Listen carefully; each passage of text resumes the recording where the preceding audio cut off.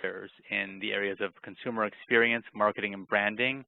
He has featured Asian companies in his books, Experiential Marketing, Customer Experience Management, Big Think Strategy, and Happy Customers Everywhere. He's also written case studies on many Asian companies in Hong Kong, Shanghai, Beijing, Seoul, and in Singapore. Schmitt's consulting experience covers more than 50 multinationals, including Asian companies such as Sony, Sunstar, ADK in Japan, Samsung, Lotte, Amor Pacific, Hanjin in South Korea, Wheelock in Hong Kong, and Tata Industries in India. And now, without further ado, I'd like to present Professor Bernd Schmitt. Professor Schmitt, thanks for joining us today. Welcome, and thanks for joining me to this As you know, Asia is predicted to be the world's key growth area and engine of the world economy, so a lot of your business probably depends on Asia. We will take a closer look at the data in a moment, and then we will focus on how we can leverage that growth that is happening in Asia for your own business. We will particularly talk about how to understand Asian consumers, the similarities and differences between different Asian markets. So let's first look at some data. These are data, recent data from The Economist that indicate clearly that growth depends on developing markets. The world GDP is predicted to grow slightly, but a lot of that growth is actually coming from developing economies. And when you take a look at the picture on the right-hand side, at the graph on the right-hand side, you will see that the US, Japan, and the Euro area are predicted to grow in 2012 or 2013, but only slightly, and some of it may actually be negative. But then when you're looking at the emerging economies in Eastern Europe, in Latin America, in the Middle East and Africa, and in particular in Asia, we see much, much higher growth figures. For example, as you can see, China is predicted to grow by 8.1% in 2012 and by 8.4% in 2013. When you look at 2 rows down to Asia and Australasia, excluding Japan, we are talking again about a solid growth of 6.1 and 6.8%. Now, a lot of that growth is coming from the growing middle class. We see lifestyle consumption, we see luxury consumption going on in various Asian markets. And what we are also seeing is that a huge number, millions of consumers who are currently at what is called the bottom of the hierarchy, in other words, the very poor in China, in India, and Indonesia, will be entering the middle class. So this graph from the DBS Group research, published in the Sunday Times in Singapore, shows that North America and Europe will not experience any dramatic growth of the middle class. In fact, the share of the world's middle class will be dropping in both North America and in Europe. In the US from 18 to 10% by the year 2020, and in Europe from 36 to 22%. However, look at the graph for Asia Pacific. There, within this decade, we will be seeing a tremendous growth of the middle class.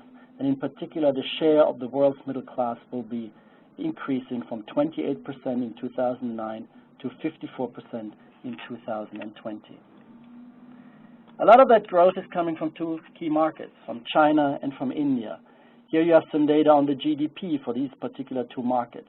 So I think the figures and data are very, very clear. Future growth of the world economy depends on emerging markets, and it depends in large part on emerging markets in Asia. So my question is, what are the key lessons of these data? What can we learn from these data? Jason, do we already have some question coming in, or? Yeah, we actually do have one great question. Someone's asking, which markets besides China and India are the big key growth markets in Asia? In Asia. Well, in Asia, Indonesia is certainly a key growth market as well. And then what is referred to as the ASEAN countries. Now, it depends on the industry and on the product category and what brands you have in which particular market. But when I talk to managers in the region, they are also talking about Vietnam. They're talking, of course, about Malaysia, about the Philippines. So it's really India and China, obviously, but also a lot of growth coming from Southeast Asian economies. In fact, can we perhaps, before I address this question of what are the key lessons of these data, can we perhaps first take a poll or a survey and ask our viewers about, whether they whether they see growth for their companies in those markets? That sounds great. In fact, I've just opened a poll on the right-hand side of your screen. You'll be able to answer a question about whether Asia is an important growth market for your company. I can see some of the results coming in here. We'll just give it a few seconds to see how folks are deciding. This is a great question, and it's great to have these polls to get feedback from folks. We'll just give it a couple more seconds here. All right. Looking good. Okay, I'm going to close the poll. Oh, just a minute, a few more. Okay, I'm going to close it now. Well, this is good. Closing the poll here, and it looks like about 74% of folks are saying Asia is an important growth market, 21% saying maybe, 5% no. Okay, so I guess for many participants in this webinar, Asia is indeed of high relevance and of high importance. And we've just seen the data that I'm sure many of you are very familiar with, given that it is a high priority for you. But the question is, what are the key lessons out of these growth data that I've just shown you? Well, one key lesson is that you need to grow your business in Asia. It's very obvious. If you're really a multinational company, for example, you're focused on growing your business in this decade, in the years to come, you need to be very concerned about your growth in Asia. That's fairly obvious, but the question is, well, how do you grow? I think you need customer-focused strategies to compete and to succeed. Why am I stressing customer-focused strategies? Because you could also be doing, manufacturing strategies and mergers and acquisitions and all sorts of other things. I think I'm stressing customer-focused strategies because, as we just saw, that a lot of that growth really depends on consumption. It depends on consumption coming from an increasing middle class. So it is about understanding those consumers. It is about understanding the lifestyles and consumption patterns of those particular consumers. So that gets us to the third lesson, which is you need to really understand the similarities and differences among Asian consumers. In other words, you need insight.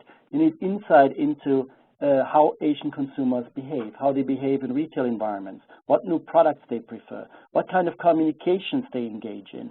So you need an in-depth understanding of Asian consumers. And some of this understanding may reveal that there are lots of similarities. And that would be good news because you could be using the same strategy for different markets. But there may also be some key differences between, for example, Indonesian and Chinese consumers, or between Indian and Malaysian consumers, and we also need to understand those sorts of differences. So there's really a three-step kind of approach that we need to use. We want to grow our business in Asia. For that, we need some customer-focused strategies, and most importantly, underlying those strategies must be some key insights into the similarities and differences among Asian consumers. Before I move on, do we have more questions, or do we want to do another poll, Jason? I think another poll. I think another poll would work. We have a question here. Let me just open this up for folks. And here's a question: Do you feel that you have an in-depth understanding of the Asian consumer? Let's look here. Let's open up. And I can see the results coming in. Looks like a lot of folks are leaning towards C. Some folks in the B category. Some A's coming in. It's like our presidential primary here. Everything keeps moving here. All right. It looks like things have settled. And A, definitely we have 2%, to a large degree, 20%. Need to know more, 65%, and very little or no understanding, about 12%. Okay. So I guess it is a priority to understand the consumers, and that's what I'm going to focus on now in the next section of this webinar. And first, I'd like to talk about some methods. How are we gaining this consumer understanding? Well, I've been speaking to about 40 companies over the last half year, and in particular to the consumer insights divisions in those companies, both in Asia and to their global insight divisions. And these are the key research methodologies that they are using. They are broadly speaking falling, of course, into two categories, into quantitative and qualitative. And among quantitative research techniques, there are, first of all, the broad-based socio-demographics. You need to have information on how the markets are growing. You need to have information on how old the population is. You need to have information on various geographies. This is sort of background key insight that you need for your Asian consumers. Next, you need to employ fairly traditional quantitative market research techniques like surveys and questionnaires. And you can do this especially in the more developed markets of Asia. For example, when you're talking about the city markets of Hong Kong or Singapore, you could be easily doing surveys either online or even fielded to your consumers. And you can also do this in some of the Chinese markets that are fairly developed. In addition, you may want to use new quantitative methodologies such as data mining. Nowadays, it is not always necessary to actually look at the markets themselves and field surveys and questionnaires there, but there's actually a lot of information already there in the conversations that are going on in social media, in the information that consumers are actually volunteering, so to speak, on the internet. So for these kinds of quantitative techniques, which are data mining and text mining, Asian markets are also ready. Now, Asian markets are largely mobile markets too, so we will be seeing mobile data coming forward. But in general, we want to have quite a variety of quantitative research techniques in order to understand our Asian consumers. But when I talk to the consumer insight specialists over the last half year, I've also learned that quantitative marketing methodologies, socio-demographic data, surveys, even focus groups, data mining are not enough. We also need some more in-depth understanding, some qualitative data. Qualitative data can come from a more traditional research technique like an interview, where we may be sitting down with our consumers, either in a focus group or together on a one-on-one basis for about half an hour or an hour and really explore a particular category, a particular new product, a particular marketing campaign. What is also happening is that lots of companies, especially consumer goods companies, are nowadays going into the field and they are going to try to reach the very poor, what I called earlier the bottom of the hierarchy, through ethnographic research. Ethnographic research originally comes from fields like anthropology and ethnography. It is basically about observing consumers, spending time with them. So, for example, a consumer goods company may go into the rural markets in Asia, such as China or India or Indonesia, and they may observe how people are washing their hair. Are they using washing powder? Are they already using shampoos? What kind of shampoos are they using? Are they doing this alone? What is the environment like where they are engaging in that sort of behavior? All of this is done through ethnography. Increasingly, we are including videos and videography in order to understand consumers. So this is a very, very important research technique, especially in growing and developing markets. And then finally, there's some creative insight techniques, such as mood boards, such as getting consumers to make their own suggestions about new products, for example. This is used a lot by creative research firms or creative agencies who ask consumers to show them in visual ways, for example, how they are feeling about a particular brand. So we have a variety of consumer insight methodologies for better understanding Asian consumers. And by all means, I encourage you to get that understanding, because your strategies need to be based on understanding how Asian consumers behave, how they feel, how they think about products and brands and about communications, and how they are behaving in the marketplace, for example, in retail environments. Jason, do we have any questions coming in, or? Yes, in fact, we have a few questions coming in. I think I'll just take three. But let me start with, which of these methods do you think is best?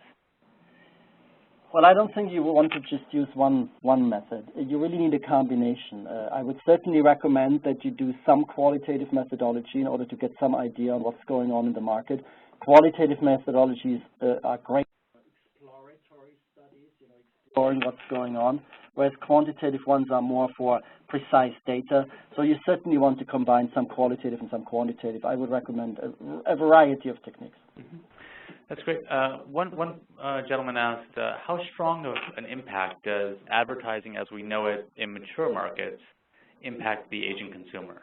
Well, advertising is still an important part of what we call the marketing mix, both in developing and in developed markets. And in Asian markets, it is still very, very important. It is critical for building your brand, especially if you have a mass market brand. it's still a very, very important campaign and technique and marketing communication tool. And just one last question. This listener writes, in our case, we need to know more about incomes and discretionary spending. How do you propose to gain insight into that data given questionable statistics from many of the latest emerging economies? Yeah, that is indeed an issue. What I would suggest is that you go to some of the reputable firms, consulting firms or research firms. I also would recommend that you're, literally doing your own background research on the internet. There's lots of information on that on the internet. And then you're looking at sort of the ballpark. I mean, you're looking at the high end and the low end, and out of this you can probably get some reasonable estimates. But I think you may want to commission some of the research and data as well, and there I would go to the international firms, which are all present in Asia, which have all done studies on various markets in Asia with respect to income. Okay, why don't we move on? And I'd like to talk about some of the key findings about Asian consumers. Once again, I think we have determined that growth in Asia is critical for our business and that we need the right strategies for that, and that an important input to those strategies is the behavior of consumers, is consumer insight. So what are Asian consumers like, and how might they differ to consumers, for example, that you may have in Western markets in the United States or in Europe? Well, there are a few rules that have emerged over the last few years that are generally used by various companies in order to market to Asian consumers. And these rules are based on research that was done both in academic institutions as well as by market research firms. And here are the 5 top rules. Number 1, Asians are collectivists. In fact, there is a long, long research tradition going back for the last several decades that have shown that Asian consumers and Asian people in general are collectivist, whereas Westerners are more individualist. This work goes back to a Dutch social scientist called Geert Hofstede. He wrote several books on this idea of individualism, collectivism. And the way he defines collectivism is as follows. On the collectivist side, he says, we find societies in which people from birth onwards are integrated into strong, cohesive in-groups. So it is about group behavior. It is about being sensitive to your group, following your group, when it comes to consumption, when it comes to communications, when it comes to what you like and what you don't like, when it comes to what you buy and what you don't buy. So it is about the group. And the group, according to Hofstede, is often an extended family with uncles, aunts, and grandparents. And there is another important element of a collectivist society, and that is that the collective will protect the members in exchange for unquestionable loyalty. So that is one of the key findings, which gets me to rule 1, that you need to take into account the collectivist nature of Asian consumers. Now, what exactly do we mean by collective? It can be the extended family, the way Hofstede was talking about it, but it can also be friends. When you go to Asian countries, for those of you who've traveled there, you may have seen that sometimes particular brands are very, very hot. They're consumed by everybody, and then it changes again half a year later. In fashion styles, for example, everybody wears the same fashion style, and the fashion style changes again a few months later. Now, that is also a collectivist influence. Here, it is not so much the family, but it is the friendship circle. It is your peers. It may be other consumers of the same age that are influencing your behavior. And of course, we can also see collectivism sometimes almost turning negative, you might say, in the sense of nationalism, for example, in countries like North Korea. So it is very, very important to understand the collectivist nature of Asian consumers. What collective is their key reference point? What are they orienting themselves towards, and how is the collectivist shaping the individual behavior? So that was rule number 1. And I'd like to add one more thing, which is China, because in China we have an interesting collective emerging over the last few decades, and that is really the nuclear family with one child. Due to the one-child policy in China, the child is really the center of attention of the parents as well as the grandparents. The young generation that is part of the one-child policy has been spoiled, has been really spoiled by their parents, by their grandparents, and thus we get a particularly picky, a particularly choosy consumer emerging over the next few decades. I'd like to get to the second rule. Asian cultures value traditions. All of the cultures in Asia, whether it's Indian culture, whether it's Chinese culture, whether it's Indonesian culture, have long, long traditions dating back many, many more centuries than anything that you have, for example, in the United States. So we need to understand those traditions because they are influencing behavior in subtle ways. They are influencing, for example, what people are eating, how they are thinking about what they are eating, how they are behaving, towards other products, for example, beauty products. Think, for example, about the different kinds of wellness and massage techniques that you find in various Asian countries. There's Chinese reflexology based on Chinese medicine. There's Ayurveda coming out of India. There's Bali massage. All of these treatments are based on a broader understanding of mind and body, and an understanding of the subtleties of such traditions can really, really help you in your marketing towards Asian consumers. On the other hand, there's not just traditions. Asians are also extremely future-oriented. You can see this, for example, when you're traveling around Asia, when you're traveling from Shanghai to Singapore, or when you're traveling from Korea to Dubai. Everywhere you will find ultra-modern cities with the latest technologies in those cities.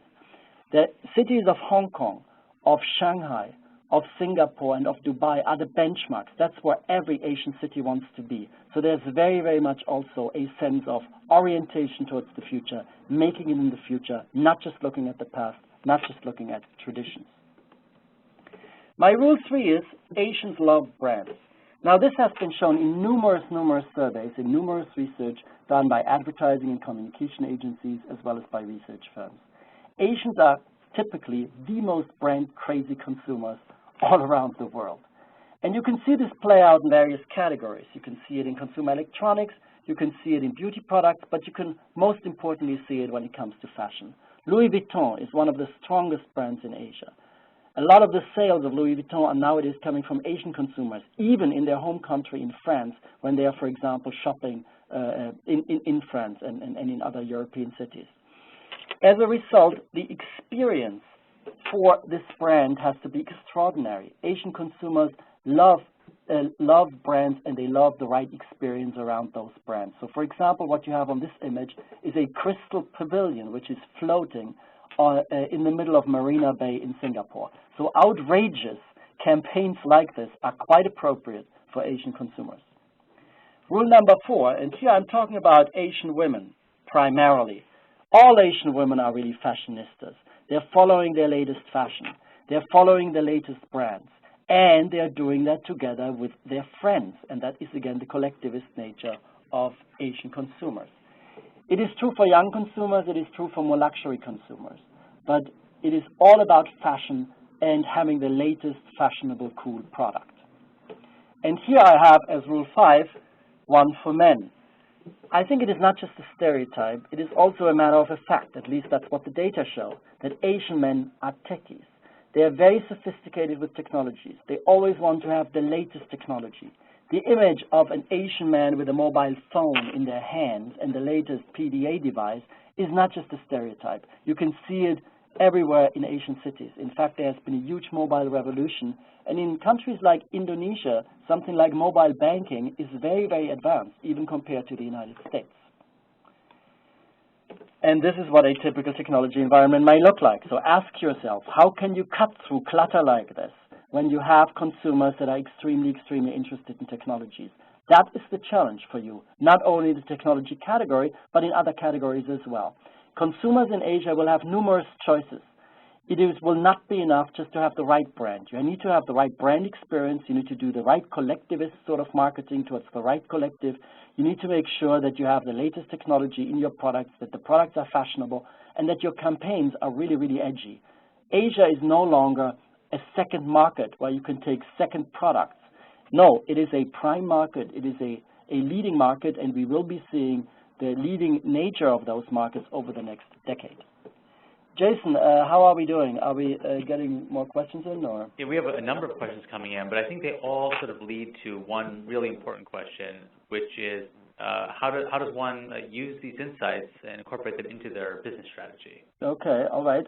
Well, I'm glad everybody is asking this because that is, of course, a very key question, and it is one that I'm going to address in the next few slides. But very briefly, you need to really understand your consumers. The consumer understanding, the consumer insight needs to be the basis for your strategy, okay?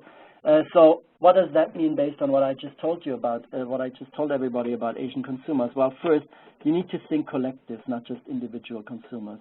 We are very much used to thinking in the West about individual consumer segments with their attitudes, with their preferences. I think it is much more important to study groups in Asia and to think of various groups and their characteristics, whether it's a family group, whether it's a friendship group, whether it's a group of young consumers, whether it is a group of older consumers, right? So the segments are almost naturally there. It is now about the in-depth understanding of those segments that can really help you with your strategy.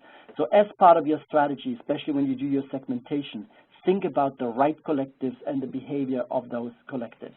Number two, Professor Schmitt, yes, sure. If I could just, we just had a question that came in that I think speaks to understanding the consumer. Some folks were asking about how American brands are perceived in Asia today. American brands are generally perceived positively. So by all means, use that halo effect that American brands have. I mean, you want to play up the Americanism, especially in particular categories like consumer goods, considered excellent coming from the United States. With electronic categories, quite frankly, you will find a tough competition with some Asian brands nowadays coming from Japan, from Korea, and also from Taiwan, even from China in the future. But in general, you want to play up the branding. In America, still, you can see it in the communications, you can see it in the advertising, you can see it in the influence of Hollywood and entertainment throughout Asia, that America still has quite a strong standing in Asian markets. All right, let me move on to a few more advice on how you want to design your customer-focused strategy for Asian markets. First, you want to think collective. Number two, you want to respect those traditions that I've talked about. You want to allude to those particular traditions. You want to allude to maybe Chinese medicine, to lucky numbers or lucky colors that are so important for Chinese culture. Or you want to allude to some traditions that you have in Indian society. But at the same time, you also want to keep the focus on the future. You don't want to just come across as a traditional product that is sensitive to the traditions of Asia. You also want to come across as a cutting-edge, modern product and company that has modern marketing campaigns and uses the latest technologies. We've talked about building and leveraging your brand. For example, when you have